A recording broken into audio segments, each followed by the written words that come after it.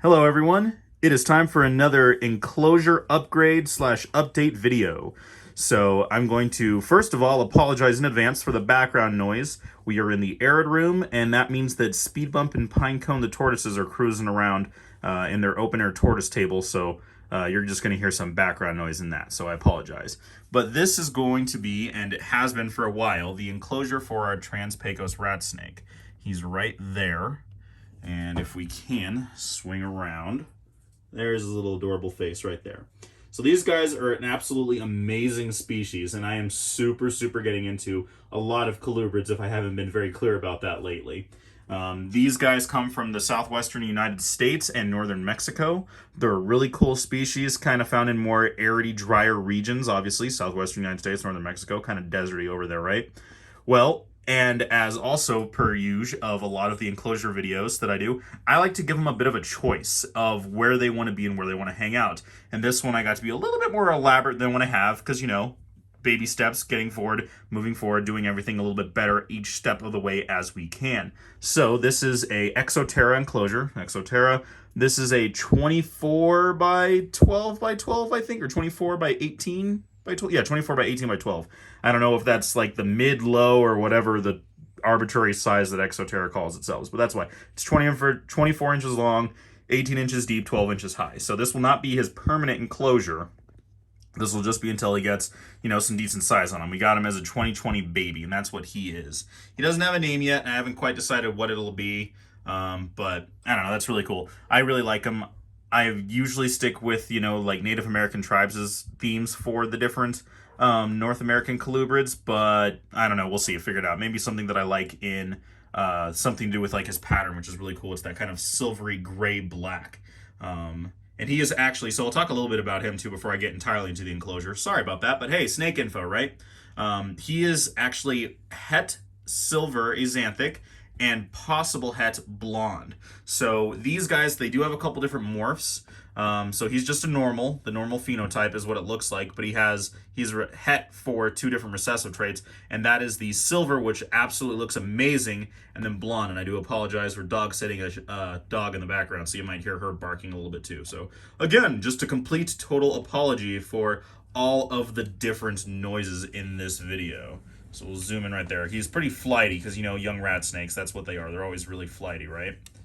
So there we go. Zoom in on them. He looks pretty cool.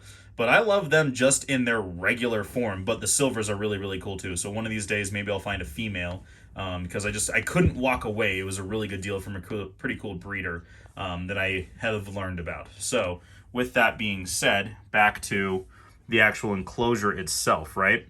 So this 24 inches long, obviously not large enough for an adult, but again, this is just for the time being.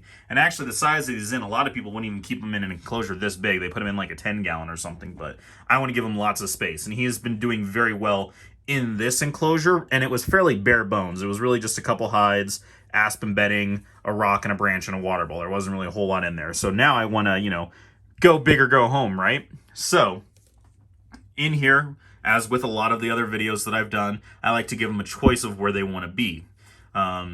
So over here, we have this new bedding that I have found.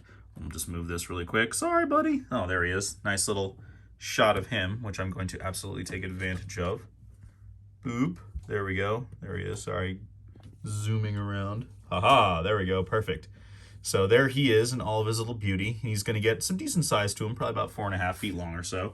So we'll just put this back to the little hollow tube. That'll act as a hide for him. So basically, I set this up to be more of a humid and more dry, although the substrate that I'll talk a little bit more in general is still a fairly dry substrate in general. So this is the Exoterra kind of desert blend. Comes in a couple different colors. It's mostly a mix of rock and play sand. It works really well, I think, and I've had zero issues for the last almost year that I've been using this for a couple different other species, including there are 2 snakes that are on this as well. And I am debating about whether or not I'm going to do this for the Rosy Boa as well. We just might be moving her up to a larger enclosure, even though she doesn't really take advantage of her enclosure anyway. But I digress, talking about him, right? right? So we have a single hide here, which is a really cool bull. Found him at Walmart for like 50 cents. It was awesome. We got a bunch of them. We can use for slightly larger hides for the smaller babies and smaller juveniles like colubrids and things like that. So a little upturned one that we cut with a little pen. Couple fake plants all over the place. They're everywhere because I absolutely want to take advantage of that. Here we have the big dry cholla wood or the dry cactus. So, you field collect it, you clean it, you wash it, you bake dry it for hours and hours. So that way, after a while, there isn't really a whole lot that can survive hours of constant temperatures over 200 degrees, right? So then even more little fake plants, give it a little bit of color. Have to have the fall foliage splashes in there because that's what happens when you have a partner that's absolutely in love with fall and all things Halloween. And then over here, so I said I mentioned the two different substrates.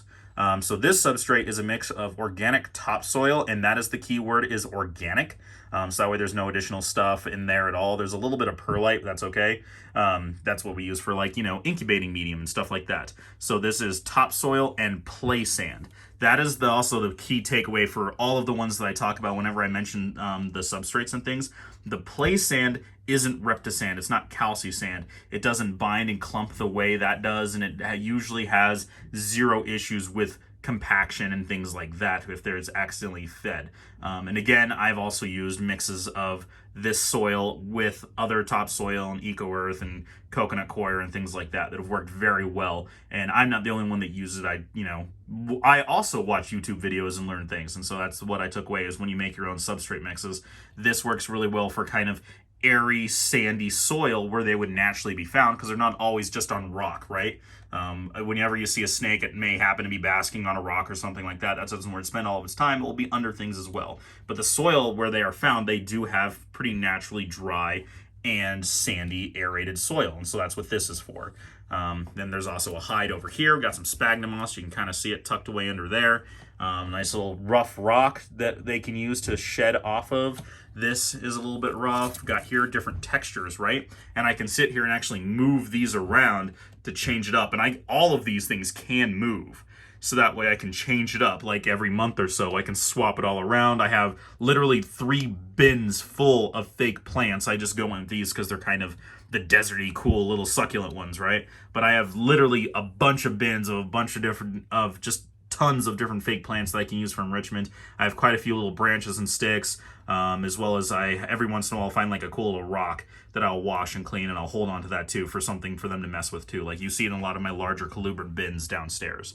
But there is that. In a lot of the ones before, I found this really cool like disposable cutting board that you could cut with scissors, and it worked pretty well, but the larger colubrids and the lizards would knock it over. So this time I just took a bit of styrofoam, because obviously styrofoam's okay. Styrofoam background, and that is what I'm using to divide. It's a little bit thicker, a little bit sturdier, and it works pretty well for the background, so I imagine it'll work pretty well in here. Haven't done it before yet, so we'll see how it goes. We're experimenting too, right? Always trying new things in general, but I want to try to give it a more all of the animals, if possible, a more enriching, beneficial life, and so that's what this is going to. So as I said before, it was kind of bare-boned.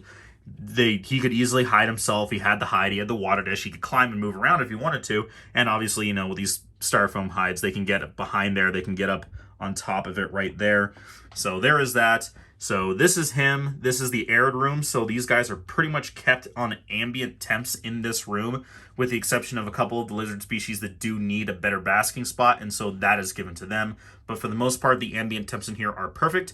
But with that being said, excuse me, this is a full setup, and so we have a light up here, we have a UVB light on these guys. That's the whole talking craze right now, is UVB light on all the animals, specifically snakes, right?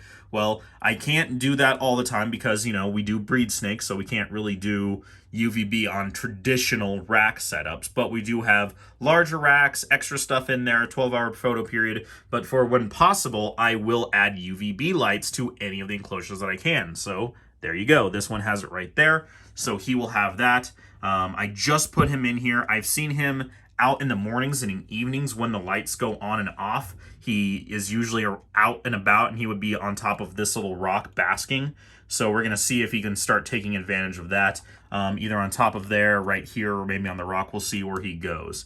So just wanted to show off this cool little thing and just show off, you know, again, this is not the only way to keep a Trans-Pecos rat snake, juvenile or adult or otherwise, but I think this will be a really cool way to see how he interacts with it. That's one of the really cool things that I mentioned in a lot of the different videos, is that it's fun to watch the behavior of the snakes. They're fun to watch, they're fun to interact with, and monitor and note their behavior. And so when you give them options like this, where all of their husbandry needs are met, so the temps are good, they have UVB, so we can watch what they do. They have their water, they have substrate, they have place to shed, and they have the little hides, right? Well, after that, then we start getting more intricate and all these things. And then the last one that we like to talk about is choice, and that is why I do this in many of my enclosures, is that way they can choose if they want to be secure in the desert sand, secure in the more humid, soily sand, if they want to be out